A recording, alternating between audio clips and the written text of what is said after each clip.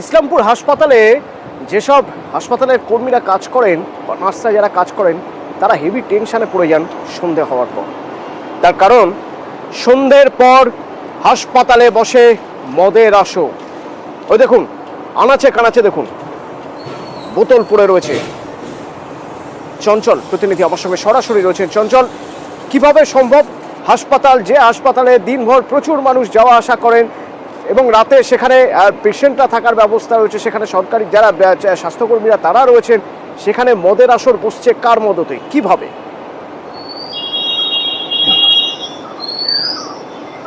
দেখো, এটা একটা প্রশ্ন উঠতে শুরু করেছে যে কার মদতে সেখানে কিছু সমাজবিরোধী তার মদের আসর বসতেছে। এটা নিয়ে কিন্তু একাধিকবার প্রশ্ন তুলতে শুরু করেছে স্থানীয় থেকে শুরু করে নিয়ে যারা রোগী এবং রোগী পরিজন। তবে তোমাকে জানিয়ে রাখি যে ইসলামপুর মহকুমা হাসপাতাল, এই হাসপাতালের উপরে কিন্তু নির্ভরশীল রয়েছে এই যে মহকুমা রয়েছে, মহকুমার বিভিন্ন ব্লক, একাধিক ব্লকের মানুষ কিন্তু এই হাসপাতালে চিকিৎসার জন্য আসে।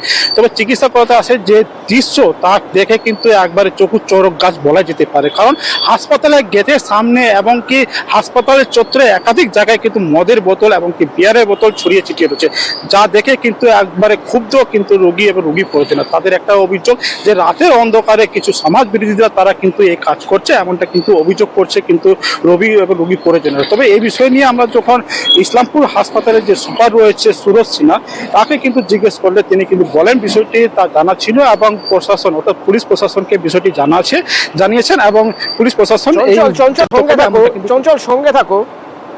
পুলিশ সুপার, হাসপাতালের সুপার তিনি বলছেন তিনি প্রশাসনকে জানিয়েছেন, পুলিশকে জানিয়েছেন। কি বলছেন তিনি একবার শুনি। ওটার জন্য পুলিশকে অনেকবার বলা হয়েছে যে দিনে অ্যাটলিস্ট কয়েকবার এসে ওরা দেখে যাকবে, রাতের দিকে আসা। ওটা তো পুলিশকে বলা আছে, ক্যাম্পাসে তো ওটা পুলিশকে বলা আছে। চঞ্চল, সুপার তো বলছেন যে পুলিশকে বারবার জানানো হয়েছে, পুলিশ কোনো ব্যবস্থা নিচ্ছে না কেন?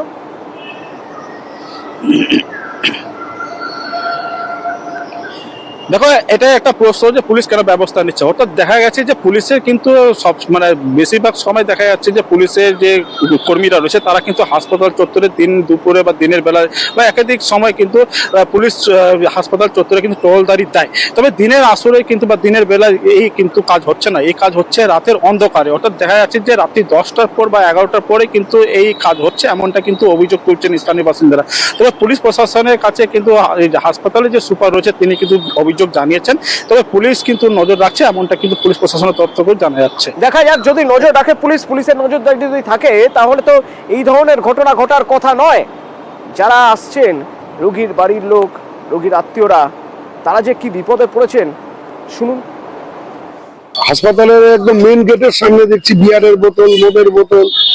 আমার মনে হয় যে এই হাসপাতালে সন্ধ্যাবেলা মনে হয় দুষ্কৃতীদের আড্ডা হয়, অন্যান্য অসামাজিক কার্যকলাপ হয়।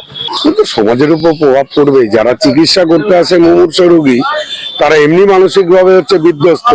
তারপরে এসে যদি দেখে হচ্ছে মদের বোতল আর বিয়ারের বোতল চারিদিকে ছড়িয়ে রয়েছে, তাহলে কি হচ্ছে এখানে ট্রিটমেন্ট হয় তাদের মধ্যে তো সন্দিহান। পরিবেশ ভালো না এখানকার। আমি দেখি মাঝে মাঝে দারু বিয়ার বোতল এদিক ওদিক। প্রশাসনের কাছে এটা দাবিকে এখানে একটু দিতে লাগে যে ভালো মতো পরিষ্কারটা রাখলে ভালো।